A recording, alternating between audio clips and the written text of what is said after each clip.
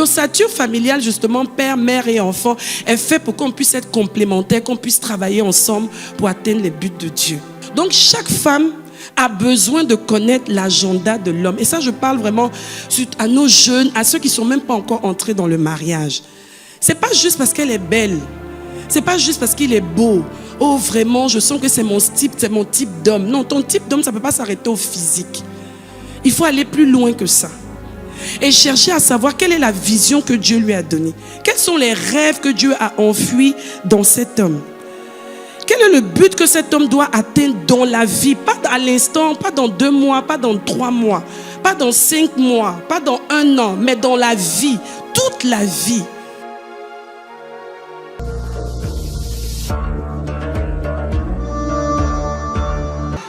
Que le nom du Seigneur soit béni. On va s'asseoir ce soir.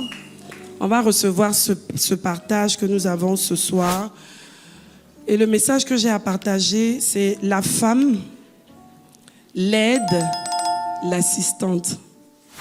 Tu peux dire à une femme à côté de toi, la femme, l'aide, l'assistante.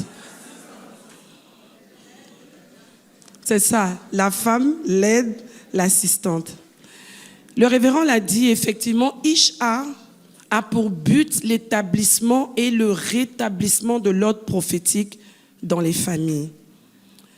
Il y a bien un modèle institué par Dieu, il y a bien un modèle béni par Dieu, il y a bien un modèle qui marche selon Dieu et par Dieu. Et c'est pour ça que le diable veut déstabiliser au maximum la famille et l'ossature du mariage. C'est clair, parce que le diable veut faire croire aux gens qu'en fait c'est une chimère, c'est un leurre, c'est un mensonge. C'est-à-dire on ne vous dit pas tout, c'est pas vrai. C'est pour ça qu'on a eu maintenant à entendre des femmes qui vont en mariage à qui on dit courage, sois fortifié, ça va être chaud. Oui, ça va être chaud. Ça va être chaud parce que c'est 2 personnes imparfaites qui se mettent ensemble et qui doivent s'imbriquer, qui doivent faire des expériences. Il faut qu'il y ait des chocs, des situations qui vont amener à se polir l'un par rapport à l'autre jusqu'à ce que tout puisse fonctionner normalement. Et Dieu est fidèle. Mais nous, tu vas répéter après moi, nous relèverons ce défi. Et nous allons prouver au monde que ce que Dieu a dit est vrai. Oui. C'est une grâce donc, comme je disais, de parler de ce sujet en ce jour qui marque nos 20 ans de mariage. Effectivement, le mariage est le fondement de la famille. Et cette famille, selon Dieu, est composée d'un homme, d'une femme et des enfants. Le père, la mère et les enfants. Pas 2 hommes et les enfants, pas 2 femmes et les enfants. Parce que je ne sais même pas s'il faut dire « et les enfants ». Parce que « et les enfants », là, c'est les enfants de qui? C'est les enfants d'autrui qu'on récupère pour en faire ses enfants, pour donner l'impression qu'on peut quand même constituer une famille avec 2 sexes identiques. C'est pas possible, c'est pas le plan de Dieu et ça ne marchera jamais. L'ordre dans le mariage, c'est le père, le chef de famille. Le chef de famille, c'est incontestable. Ça n'a rien à voir avec les concepts. Non, ça c'était avant, le temps a évolué, le monde a changé. Non, le monde n'a pas changé. Le diable veut nous faire croire que les temps ont changé, mais c'est des cycles qui reviennent les uns après les autres, après des saisons. Il n'y a rien de nouveau sur la terre. Ce que Dieu a dit reste vrai et s'établit jusque dans l'éternité. Et il dit que le chef de la famille, c'est l'homme. Donc s'il y a une femme qui est à côté d'un homme, dit que le chef, c'est l'homme. Oui, souvent, il y a des phrases qui paraissent difficiles. Quand c'est même lourd comme ça dans ta bouche, si tu sens que c'est lourd, ça veut dire que pendant Isha, on va casser tout ce qui rend ça lourd pour que ça puisse être fluide et que tu puisses sourire et dire oui chérie, oui mon chef, oui mon Seigneur. Sans se dire, si je fais ça pendant 2 jours, je suis foutu. Non, le faire de bon cœur parce qu'on sait que tout va bien et qu'on est dans le plan de Dieu. La mère, donc la femme qui est l'assistante du père, comme disait aussi le révérend hier, et les enfants. Ah ça, c'est la première fois par contre que j'entends ça présenté comme ça par le révérend. En fait, c'est même la première fois que j'entends présenter ça, non seulement par lui, mais même jamais entendu. C'est que les enfants sont les collaborateurs des parents. C'est tellement vrai en plus. Parce que les enfants qui naissent, ils imitent même tout petit, ils essaient de copier tout ce que leurs parents font pour emmener, pour leur dire à un moment donné qu'on est grand et qu'on peut faire les mêmes choses que vous. La preuve, quand on a des petites filles, des petits garçons à la maison, à un moment donné, ils deviennent nos assistants. Ils collaborent avec nous, on leur donne des tâches. Toi, tu vas t'occuper de telles choses et tout et tout. Donc, l'ossature familiale, justement, père, mère et enfant, est fait pour qu'on puisse être complémentaires, qu'on puisse travailler ensemble pour atteindre les buts de Dieu. Genèse 2, verset 18. Genèse 2, verset 18, la Bible dit, l'Éternel Dieu dit, il n'est pas bon que l'homme soit seul. Je lui ferai une aide semblable à lui. Une aide semblable à lui. Oui, au nom du fait que peut-être certaines cultures ont malmené la femme, ont écrasé la femme, les femmes ont décidé de se lever et dans cette manière de se lever-là, ce n'était pas conduit par l'Esprit de Dieu, ce n'était pas selon la pensée de Dieu, qu'aujourd'hui les femmes commencent à revendiquer à tout va qu'elles sont comme les hommes et sont de... Non, Dieu n'a pas de problème. Il a dit semblable, lui il n'a pas de problème. Semblable à l'homme. L'homme et la femme sont semblables. Sauf qu'elle est une aide pour l'accompagner et pour l'emmener à atteindre les buts que Dieu a pour lui. Donc, il n'y a pas de débat de féminisme ou de quoi que ce soit. Dieu n'a pas de problème. C'est pas parce qu'on désigne quelqu'un comme un chef que ça veut dire que la personne est au-dessus de toi. C'est juste qu'il y a un ordre à respecter. Et si on arrive, il y a une personne qui est en charge, qui devra répondre en premier lieu. Et les autres assistent autour. C'est simple. Le diable nous fait croire que tout ce que Dieu nous demande de faire est tellement compliqué. La preuve, partout vous allez voir, et je pense que le révérend l'a dit hier, partout vous allez vous rendre compte qu'il n'y a pas d'ordre. On n'a pas établi la hiérarchie, c'est le désordre. Partout il y a le désordre, il n'y a pas d'harmonie. Tout le monde veut faire ce qu'il veut, tout le monde peut faire ce qu'il veut, on ne sait pas à qui.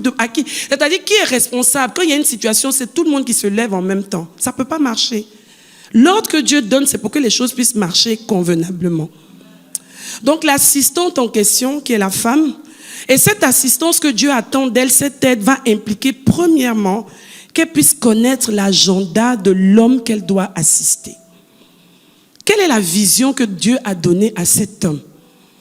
Elle doit connaître. Tu ne peux pas demander à quelqu'un de t'aider à cuisiner si la personne elle-même ne sait même pas les notions même de la cuisine. D'abord, ne sait même pas ce que tu veux d'elle. Et puis même, qu'est-ce que tu es? Si tu es cuisinier, pour qu'elle puisse savoir qu'elle doit prendre des cours pour apprendre à t'aider à cuisiner, par exemple. Donc, chaque femme a besoin de connaître l'agenda de l'homme. Et ça, je parle vraiment à nos jeunes, à ceux qui ne sont même pas encore entrés dans le mariage. Ce n'est pas juste parce qu'elle est belle. Ce n'est pas juste parce qu'il est beau. Oh, vraiment, je sens que c'est mon type d'homme. Non, ton type d'homme, ça ne peut pas s'arrêter au physique. Il faut aller plus loin que ça. Et chercher à savoir quelle est la vision que Dieu lui a donnée. Quels sont les rêves que Dieu a enfouis dans cet homme? Quel est le but que cet homme doit atteindre dans la vie? Pas à l'instant, pas dans 2 mois, pas dans 3 mois, pas dans 5 mois, pas dans 1 an, mais dans la vie, toute la vie. Qu'est-ce que Dieu lui dit? Quand il se projette dans 10 ans, dans 20 ans, qu'est-ce qu'il a entendu Dieu lui dire et où est-ce qu'il pense que Dieu l'emmène? Il est important de poser des vraies questions. Genèse 2, verset 24. Genèse 2, verset 24. C'est pourquoi l'homme quittera son père et sa mère et s'attachera à sa femme et ils deviendront une seule chair. Dieu demande que l'homme quitte son père et sa mère avec qui il a vécu pendant des années et des années avant de te rencontrer pour s'attacher à toi. Ça veut dire qu'il y a quelque chose de tellement fondamental que tu devras faire dans la vie de cet homme-là. Si on lui demande de quitter toutes les personnes de confiance qu'il a pu avoir pendant tout son parcours, jusqu'à ce qu'il te rencontre, ça veut dire que tu dois être assez sage pour te demander quelle est l'attente qui est placée sur ta vie par rapport à cet homme. Il y a des gens qui se marient à 30 ans, qui se marient à 35 ans, d'autres un peu plus tôt, d'autres un peu plus tard. C'est tout un parcours en fait. Tu as tes frères et soeurs, tout ça. Et Dieu te dit, ton père et ta mère qui représentent vraiment les figures de Dieu pour toi, que tu devras les quitter pour une femme. Une femme à qui on te dit, je veux t'épouser, tu dois te poser la question. Il va quitter tout ce monde-là pour moi, mon Dieu. Qu'est-ce que Dieu attend de moi? Ou toi-même, qu'est-ce que tu attends de moi? On doit prendre la mesure de ce que ça veut dire. Quittera son père et sa mère pour s'attacher à toi qu'il a rencontré il y a 3, 7 mois, 1 an, peut-être 2 ans. Parce que ça ne doit pas aussi trop durer, les fiançailles éternelles là. Les fiançailles éternelles, souvent, c'est qu'il y a beaucoup de choses, des non-dits, des choses cachées derrière. Donc, il quittera tous ceux qu'il a toujours connus pour s'attacher à sa femme. Ensuite, dans ce passage, il ressort qu'ils deviendront une seule chair, ce qui implique qu'ils vont avoir un seul objectif de vie. C'est-à-dire, quand ils se lèvent le matin, quand ils se couchent le soir, ils savent qu'ils ont un but qu'ils sont en train de poursuivre. Et ce but-là, ils vont le poursuivre jusqu'à ce qu'ils quittent la terre. Aujourd'hui, nous, on peut regarder dans le rétroviseur et voir 20 ans avant tout ce qu'on avait pensé que Dieu nous avait dit, mais Dieu est en train de les faire. C'est vrai qu'en cours de route, il y a des choses, il peut y avoir des petits changements, mais ce n'est pas des changements qui sont dus à 360, c'est-à-dire du jour au lendemain. Dieu change tout, du tout au tout, pas possible. Moi, quand je rencontrais le révérend, c'est bon d'avoir des exemples pratiques, n'est-ce pas? Je vous ai toujours dit que je n'avais jamais, mais non, au grand jamais, non, même pas espéré même, parce que rêver, ou même voulu, en aucun cas épouser un pasteur. Quoique à l'intérieur de moi, j'avais ce rêve-là d'avoir un homme très engagé. Un laïc très engagé avec qui on servirait Dieu, mais vraiment comme Dieu veut, mais pas un pasteur. Parce que le pasteur, je voyais les fidèles, je voyais les problèmes des fidèles, je voyais tout ça chez moi à la maison. Je dis non, je préfère être dans la catégorie de ceux qui vont vers le pasteur, mais pas de ceux vers qui on vient. Alors, il faut bien que cette femme-là puisse demander à l'homme. Et moi, je lui ai dit, je veux dire, le révérend, je savais qu'il était déjà un homme de Dieu. Je connaissais sa vision. Je n'avais pas toute la lecture. C'est vrai qu'au départ, quand on s'est rencontrés, moi, j'étais bien parce qu'on n'avait même pas d'église. Donc, à un moment donné, Dieu m'a convaincu. Je me suis dit, bon, c'est quand même un bon compromis. Homme de Dieu, mais pas d'église. Donc, ministère, c'est pas mal, c'est une belle tendance en fait. On rentre ministère et on rentre chez nous, on n'a rien à voir après, on ne gère plus le reste. Mais Dieu est tellement sage. En cours de route, il a dit, ok, maintenant église, tu es déjà là. Mais je ne suis pas très loin en fait de ce que Dieu dit. On n'est pas très loin de ce que Dieu a donné en fait. Donc là, l'église, c'est comme une continuité de la vision du ministère. Donc pour dire que c'est vrai qu'au début, on peut ne pas avoir la clarté de tout, mais on a quand même une orientation. On sait que ce couple-là, voici ce que Dieu leur a dit, voici ce que Dieu a dit à l'homme, et la femme doit pouvoir comprendre. Et c'est pour ça que justement que l'homme doit partager sa vision. Un homme vient vers toi, un jeune homme vient vers toi, demande-lui. Il y a des gens qui te disent, oui, moi-même je ne sais pas comment expliquer, mais Dieu m'a montré. Non. Il faut que tu arrives à expliquer, il faut que tu arrives à partager, il faut que tu arrives à communiquer. Et si c'est un homme qui ne parle pas, toi la femme, à qui on dit qu'il doit abandonner tout pour s'attacher à toi, tu dois poser des questions. C'est quoi ton rêve? Même s'il ne comprend pas les termes, peut-être appel et tout ça. Quoique là encore, il doit avoir problème. C'est quoi tes rêves? Quand tu te projettes, tu penses à quoi? Qu'est-ce que Dieu te dit? Et la femme doit poser des questions. Beaucoup d'hommes aujourd'hui, quand ils veulent se marier, ils sont pressés généralement parce qu'il y a les pulsions sexuelles. Ils ont envie d'avoir une femme juste pour avoir quelqu'un la nuit dans son lit. Mais ça ne s'arrête pas à ça. C'est pour ça qu'il y a tellement de divorces dans nos églises, parce que les gens se marient juste pour le sexe, en fait. Ils n'ont pas droit au sexe en dehors du mariage. Donc, ils s'arrangent pour créer un canevas tout de suite, pam, pouf, et puis on est mariés. On ne se pose pas les vraies questions, en fait. Oui, ou alors au nom de la pression familiale, ou au nom de tout ce qu'il peut y avoir justement comme besoin professionnel pour avoir une certaine promotion, un certain avancement professionnel en fait. Donc ce n'est pas des bonnes raisons pour se marier. On se marie pour un but. On se marie pour poursuivre un objectif. Et cet objectif, c'est un objectif de vie. C'est un objectif qui est permanent. C'est un objectif qu'on poursuit jusqu'à ce qu'un s'en aille en fait. Donc, ce n'est pas quelque chose qu'on regarde à court terme. C'est pour ça que j'ai bien aimé quand le révérend disait hier, Dieu est tellement sage qu'il permettra que cette femme-là, si c'est pour son corps que tu l'as épousée, ce corps-là va se flétrir. Oui, qu'elle va faire ce premier bébé. Mais en même temps, quand tu vois le bébé, tu supportes. Tu dis, bon, c'est quand même à cause du bébé que les choses sont en train de devenir comme elles sont. Mais ça veut dire que tu passes à autre chose. Parce que même quand l'enfant arrive, c'est d'autres objectifs, c'est d'autres projections qu'il faut faire. Et Dieu est sage. Donc, il faut que nous nous posions les bonnes questions, surtout nos jeunes gens dans le Seigneur, s'il vous plaît. S'il vous plaît, posez les bonnes questions. Pas tu gagnes combien? Et non, tu gagnes combien, c'est important, c'est vrai, mais qu'est-ce que tu projettes dans ta vie? Qu'est-ce que Dieu t'a dit? Moi, je ne peux pas venir aider quelqu'un qui ne sait pas où il va. Et il faut que je puisse savoir si ce que tu me dis correspond aussi à des aspirations que Dieu a mis dans mon cœur. Quand je t'écoute parler de ce que Dieu te dit, il faut que ça crée quelque chose à l'intérieur de moi qui dise que oui, à tel endroit, ça répond.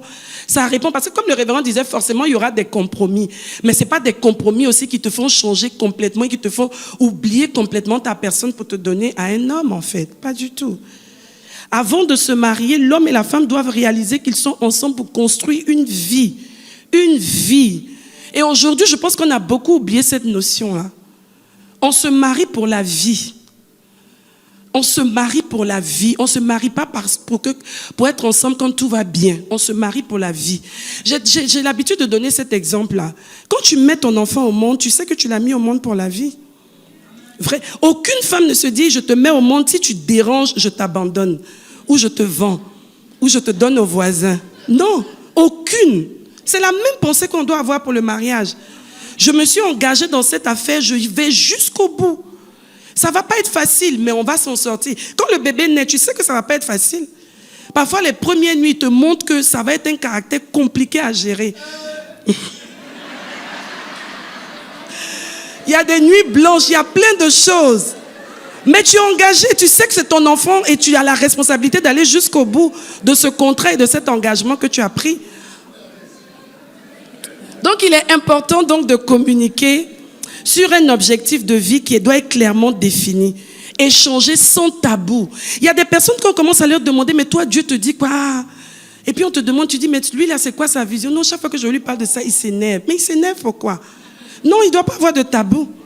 Parle-moi, dis-moi. Non, quand les gens... Et puis c'est pas pendant les fiançailles, c'est là où il faut être lucide. Et puis c'est là où il faut aller. Quand tu sens que quelque chose met mal à l'aise, fonce dessus. Insiste. Parce qu'on est sûrement en train peut-être de te cacher quelque chose que tu vas découvrir dans le mariage. Mais nous les seuls, oh non, c'est pas grave pour le moment, comme le fer est chaud, il faut le battre.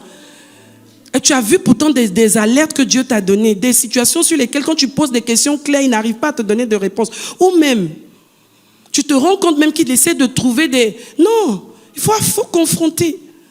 Parce que ça va te retrouver en fait. Ça va te rattraper qu'on le veut.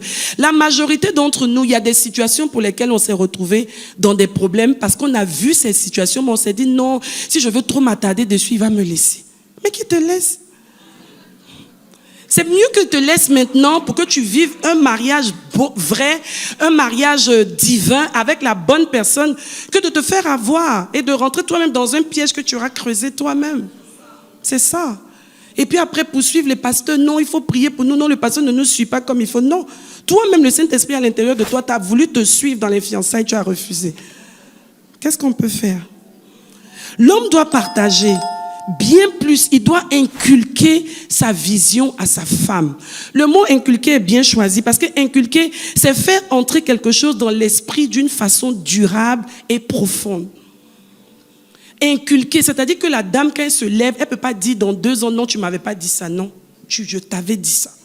Et j'avais bien insisté pour te dire, voici ce que Dieu me met à cœur. Donc si demain le monsieur te dit, oui, le Seigneur m'appelle à aller à Korogo par rapport au missionnaire que je suis, tu ne peux pas te plaindre pour dire, non, moi j'avais toujours voulu vivre à Abidjan. Non. Parce qu'il t'avait déjà dit que je suis missionnaire. Tu vas aller dans les dictionnaires, ou même tu lui demandes, missionnaire, ça veut dire quoi? Missionnaire, c'est quelqu'un à qui Dieu donne des missions qui peuvent être délocalisées à tout moment.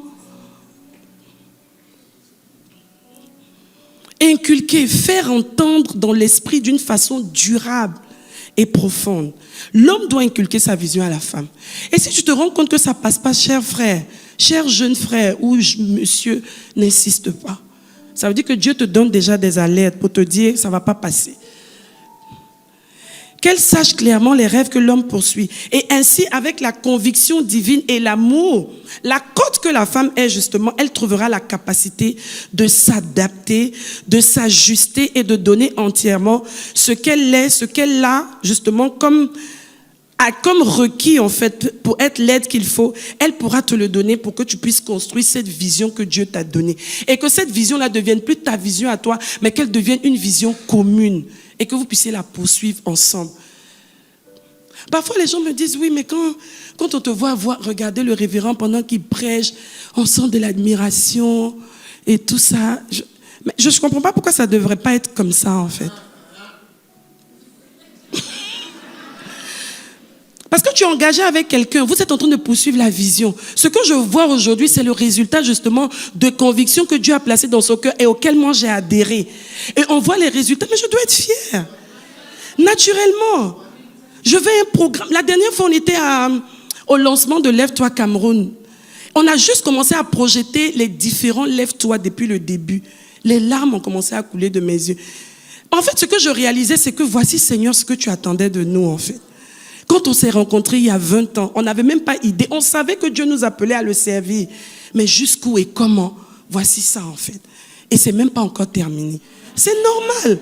Parce que tu ne peux pas être une femme, tu es avec un homme, et dès que lui est en train de faire ce à quoi Dieu l'a appelé, qui est censé être Dieu vous a appelé, et toi, ça te dérange. Tu es mal à l'aise. Que tu es mal à l'aise, ça veut dire que jusque-là, ça ne va pas. Parce que tu dois adhérer.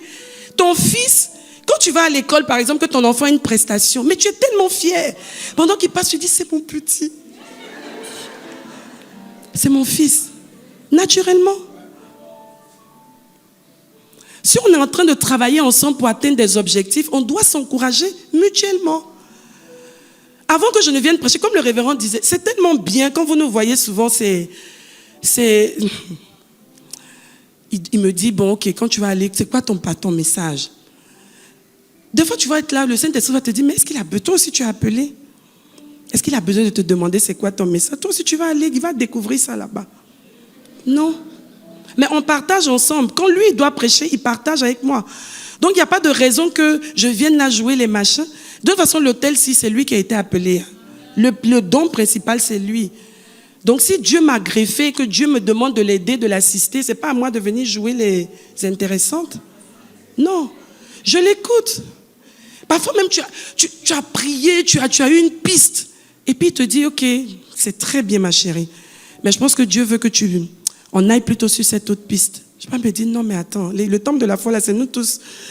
Moi-même, je participe aussi, je suis à 50% dedans aussi. Non, c'est pas comme ça. C'est pour ça que vous voyez des fausses rivalités à la tête de certaines églises, de certaines institutions, de certaines choses. Parce que les gens n'ont pas compris qu'ils sont un couple, ils sont une paire. C'est une combinaison qui doit marcher ensemble, en fait. Normal. C'est pour ça que si tu as un problème avec lui aussi, tu as un problème avec moi. Il y a des gens qui sont à l'église, ils viennent, ils veulent... Non, tu sais, le révérend... Mais non, en fait, je vais quand même essayer de t'expliquer, de comprendre. Mais si tu as vraiment radicalement un problème avec lui, tu as un problème avec moi. Ça ne peut pas être autrement, en fait. Tu ne peux pas avoir un problème avec lui. Et puis voilà, tu viens, tu veux rigoler avec moi, tu veux... Non, va régler tes problèmes. C'est pas lui que je te connais. D'ailleurs, moi, je ne voulais pas l'église. C'est parce qu'il a cet appel... C'est parce qu'il y a cet appel sur sa vie qu'on s'est retrouvé au temple. Je prie, je fais tout ce qu'il faut selon ce que Dieu me demande. Mais s'il y a quelque chose, va régler. Ne me mets pas au milieu de cette histoire. Yes, I will do. Donc la nuance qu'il faut déjà saisir, c'est que la femme ne vient pas aussi dans le mariage pour que sa vie s'arrête là. Non. Parce que pendant longtemps aussi, c'est ce qu'on a cru comprendre. Bon, ok, tu entres dans la vision du monsieur, quel que soit quoi, toi, tu dois tout faire pour entrer dedans, t'adapter et tout. Non, tu dois quand même recevoir du Seigneur qui a quelque chose que tu dois faire, mais qui doit t'emmener toi aussi à t'épanouir. Tu dois avoir ta place. Et si Dieu vous met ensemble, c'est pas pour que tu sois complètement détruite. C'est pour que tu viennes être une aide. Et qu'en apportant cette aide, toi-même, tu puisses t'épanouir et atteindre les objectifs que Dieu a placés dans ta vie. Non, ça ne s'arrête pas seulement là. La femme vient pour un mariage. Vous voyez quand on dit ces deux couleurs-là marient bien ensemble. Ça veut dire que ces couleurs-là s'associent bien ensemble. Elles s'agencent bien ensemble. Donc le mariage, c'est une association, c'est un assemblage. Et la femme aussi doit retrouver ses rêves dans ceux de son mari, de façon à ce que les deux puissent poursuivre leur carrière. Deux personnes peuvent être dans deux choses différentes, mais poursuivant le même but divin. Tout en pouvant jouer le rôle qu'elle doit jouer complètement sans problème, pourvu qu'elle connaisse les limites, l'espace et tout ce que Dieu a mis en elle pour qu'elle puisse accompagner son mari. Beaucoup de personnes ont des visions et souvent même ne permettent même pas à l'autre d'exister. Ce n'est pas normal. Il faut de la complémentarité. Dis après moi, complémentarité. Il faut éviter aussi les choix par défaut. Parce que les réalités vont vous rattraper. Moi, je n'ai jamais voulu... Tu as peut-être une femme, tu te dis, moi, j'aurais jamais voulu épouser un militaire. Mais bon, comme j'ai déjà 40 ans, c'est un militaire vraiment qui est vraiment chaud maintenant pour m'épouser. Et tu te mets avec le militaire, alors que tu sais que les aspirations que Dieu a mis dans ton cœur, pour la personne, le profil que tu as, ça ne peut pas aller, en fait. Fais attention. Beaucoup de femmes de nos jours aussi font des choix par défaut. Faire un choix par défaut, c'est-à-dire, c'est pas, tu sens à l'intérieur de toi, le Saint-Esprit même te convainc que ce n'est pas le prototype qu'il te faut, mais comme tu ne peux plus attendre, tu te lances. Et tu te dis, on va gérer. Ça ne sera pas facile. Et ça ne sera même pas évident. Oui. Donc c'est pour justement ces raisons-là que le préalable, c'est qu'au départ, l'aide que tu dois devenir doit poser les bonnes questions. L'aide doit correspondre à ce qui est requis, d'où l'importance de la communication. On doit communiquer. Et même cette communication doit continuer même après le mariage. On continue de parler, on continue de se faire comprendre. À un moment donné, si la femme n'arrive plus à suivre, on s'arrête et on continue de parler. On prie, on demande au Seigneur d'apporter la révélation nécessaire pour avancer. Et cette communication-là, c'est elle qui va vous conduire jusqu'au bout. Aujourd'hui, le révérend et moi, on a atteint un niveau où parfois même il n'a même pas besoin de parler. Juste quand il me regarde, je sais que là, je dois aller à gauche, je dois aller à droite, je dois éteindre la lumière, je dois faire ceci. C'est même pas que ce soit forcément... parce que quand je dis ça, il y en a qui vont dire oui, c'est... Non. C'est fait tellement gentiment et tellement soft que tu te rends compte tout de suite que les choses se mettent en place les unes après les autres. Des choses pour lesquelles avant j'avais du mal à comprendre. Où il fallait, comme il disait hier, des nuits de discussion, de débat, d'échange, jusqu'à un capitule. Aujourd'hui, c'est des choses qui coulent. Parce qu'il y a eu des frottements. Et parce qu'on a laissé le Saint-Esprit justement travailler aussi à l'intérieur de nous. Mais en communiquant, il faut parler. Il faut dire à l'autre qu'à tel niveau, j'arrive plus à suivre. Je ne comprends pas où est-ce qu'on va. Aide-moi. C'est pas juste que, bon, que même si je ne comprends pas, maintenant, comme il a un peu plus d'argent, s'il m'achète les sacs, il m'achète tout ce qu'il faut, c'est pas grave. Qu'il aille lui-même faire ce qu'il a à faire. Non. Tu dois être une femme qui apporte à un homme une plus-value. Quand on regarde ton entrée dans la vie de quelqu'un, d'un homme, on doit pouvoir dire vraiment, c'est Dieu qui a donné cette femme-là au monsieur pour son bien-être, l'emmener à vivre mieux. Et c'est pour ça, la femme, elle doit justement avoir la capacité d'observer. Qu'est-ce qu'il n'aime pas? Qu'est-ce qu'il aime? Comment est-ce que je dois emmener la vie, le vécu quotidien à s'améliorer? Quels sont justement les efforts que je dois faire, les concessions, la flexibilité que je dois manifester pour qu'on vive encore mieux à l'intérieur de notre maison? C'est très important que chacune d'entre nous justement se dise, je veux que cet homme-là vive mieux. Et il faut que justement je prenne ça comme un défi personnel, un challenge divin, d'emmener cet homme-là à être la meilleure version que Dieu a voulu qu'il soit. Au nom de Jésus. C'est ça. La poursuite de la vision commune va impliquer des concessions. Et la femme, elle est emmenée justement par le côté flexible, comme elle est sortie de la côte, à avoir cette capacité-là de ne pas être aussi rigide en fait, à pouvoir elle-même, tu vois, se détendre, se déplacer, c'est-à-dire aller dans un sens ou dans un autre, juste pour que les choses aillent bien et qu'il y ait une certaine harmonie dans la maison. Oui, parce que c'est la femme sage qui bâtit sa maison. La Bible dit que c'est la femme sage qui bâtit sa maison. Donc une maison est bâtie par la sagesse d'une femme. Le mariage, justement, est un endroit, la Bible dit, Proverbe 18, verset 22, celui qui trouve une femme trouve le bonheur. C'est une grâce qu'il obtient de Dieu. Mais pour qu'il obtienne cette grâce, il faut que cette femme collabore. Et pour que cette femme collabore, il faut que ce soit une femme de prière, une femme qui a une communion avec Dieu. C'est dans cette communion avec Dieu que Dieu va te faire comprendre les choses qui te paraissent difficiles.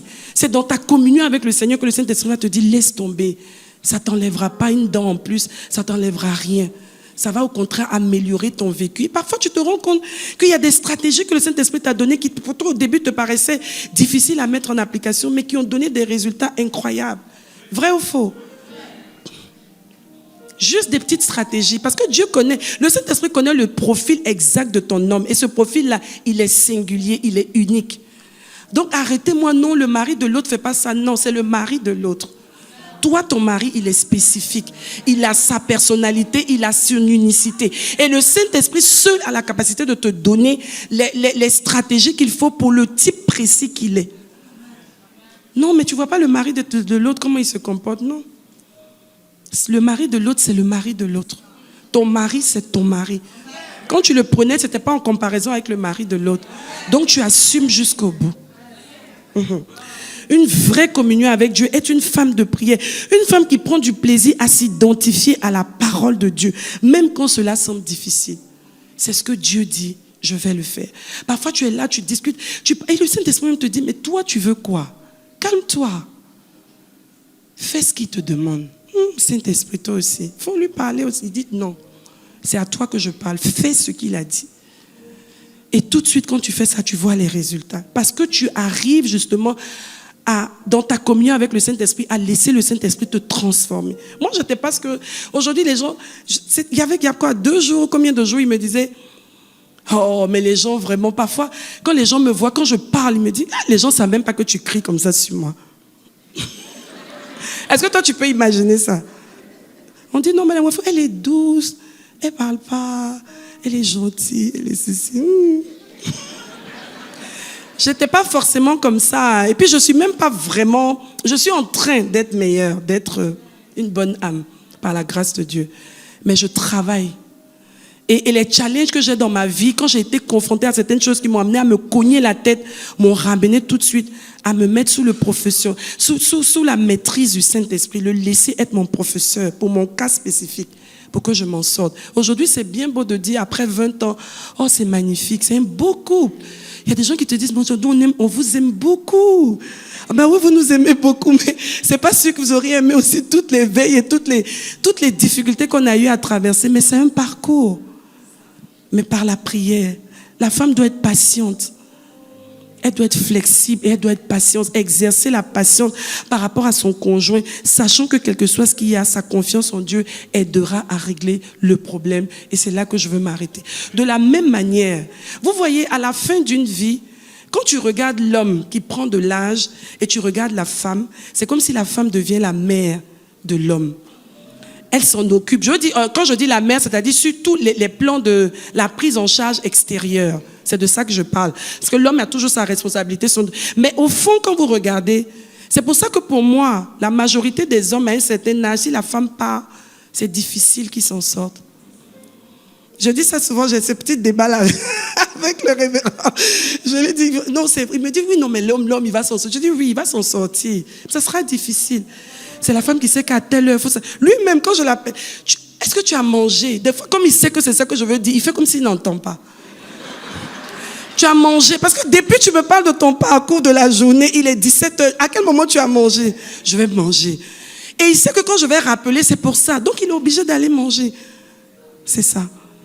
À un moment donné, la femme, par sa patience et par sa capacité à jouer le rôle qu'elle doit jouer, elle devient extraordinaire dans les mains de Dieu pour atteindre les buts qu'il veut atteindre dans la vie de l'homme, auprès de qui il a rattaché, en donnant à cet homme-là de libérer toute sa famille, pas libérer, de se détacher un temps soit peu de sa famille pour s'attacher à cette femme. Si vous voyez ma belle-mère aujourd'hui, et vous voyez qu'on s'entend comme on s'entend, elle habite chez moi en fait, depuis pratiquement 1 an. Elle me voit vivre. Le fait d'être à la maison pouvait l'emmener aussi à se dire, ah tiens, j'ai pensé que cette fille-là, elle était truc, mais quand je vis avec elle, je me rends compte qu'elle mène la vie dure. C'est parce que son fils est à l'aise. C'est son fils, hein? Non, c'est son chéri, en fait. Et parmi ses enfants, c'est vraiment, je pense, l'un de ses enfants qu'elle aime le plus. Donc, ce qui me donne de la cote auprès d'elle, c'est parce qu'elle me voit en train quand même de faire des efforts pour que son fils se sente bien. Maman, c'est ça, hein? Que Dieu nous bénisse alors. C'était quelques conseils ce soir pour aider une femme, une jeune fille à poser les bonnes questions et à se préparer. Parce qu'à l'école et tout ça, dans le parcours, on n'a pas souvent ce type d'enseignement. Mais il faut qu'on s'arrête pour comprendre vraiment. Ce n'est pas juste la belle robe du jour du mariage. C'est la suite et les 30 et les 40 années à venir. Gloire à Dieu. On va prier ce soir. On va prier ce soir. Ça dit, ça concerne et les couples en devenir et même les couples qui vivent. Parce que jusqu'à aujourd'hui, cet enseignement, c'est des choses qu'on continue d'appliquer. Et ça ne veut pas dire que ça sera toujours évident. Mais le Saint-Esprit va toujours nous emmener à nous en sortir. Donc, premier sujet de prière ce soir. Pour quelqu'un qui est en train de se poser des questions, tu dis, Seigneur, tu vas prier et demander, Seigneur, aide-moi à comprendre l'enjeu d'être une femme pour quelqu'un. Et même si que tu sois une femme en devenir, une femme mariée en devenir, ou même si tu es déjà une femme mariée, prie et dis, Seigneur, peut-être que jusqu'à 20 ans de mariage, il y a encore des choses que je n'ai pas compris. Aide-moi, aide-moi, aide-moi. Prie le Seigneur ce soir. Parce qu'il a dit que notre Dieu, il a dit qu'il est celui qui nous apporte le secours. Et le Saint-Esprit a dit qu'il vient nous conduire dans toute la vérité. Laquelle vérité? La vérité de notre destinée. Prions le Seigneur ce soir. Prie de tout cœur, dans toute sincérité, vraiment. On n'est pas juste ici pour écouter des messages, mais on est là pour être transformé. J'ai parlé de l'établissement et du rétablissement, justement, du modèle divin, prophétique de la famille. Père, ce soir, nous voulons prier. Nous voulons nous recommander à la grâce de Dieu et demander, Seigneur, que tu emmènes chacun d'entre nous à avoir une plus grande conscience de l'amplitude, du poids du mot femme, être la femme de. Beaucoup de personnes ne se marient pas forcément pour de bonnes raisons. Et on voit les résultats. Seigneur, ce soir, nous voulons prier que tu aides chacune d'entre nous à être une aide, à être une assistante, à être vraiment la femme que tu veux. Que chacune d'entre nous puisse jouer le rôle pour lequel justement tu l'as rattaché à un homme. Que nous ne soyons pas des caries dans la bouche, dans les dents de nos hommes, mais que nous soyons des grâces, des bénédictions pour les accompagner afin qu'ils atteignent le but, qu'ils atteignent l'objectif au nom suprême de Jésus. Tu vas prier ce soir et tu vas demander au Saint-Esprit de te donner les stratégies. Lui dit, Saint-Esprit, je veux collaborer avec toi. C'est toi qui peux me donner les stratégies. C'est toi qui connais la spécificité de mon homme. Je ne veux pas aller chercher les conseils forcément chez la voisine. Non, je ne veux plus ça. Je veux écouter la parole de Dieu et trouver dans les principes divins la stratégie que je dois mettre en marche pour mon couple. On va prier ce soir, c'est très important. Le Saint-Esprit est venu pas seulement pour des choses spectaculaires, je veux dire les guérisons et toutes ces choses. Gloire à Dieu, les délivrances. Mais il vient aussi à l'intérieur de nous pour nous donner des stratégies. C'est un fin stratège, le Saint-Esprit. Prions le Seigneur ce soir, vraiment. Saint-Esprit de Dieu, aide chacune d'entre nous. C'est tellement beau de se laisser conduire par toi. C'est tellement... Ça facilite tellement la vie. C'est tellement... pratique, mais vraiment pratique, quand on se laisse conduire par toi.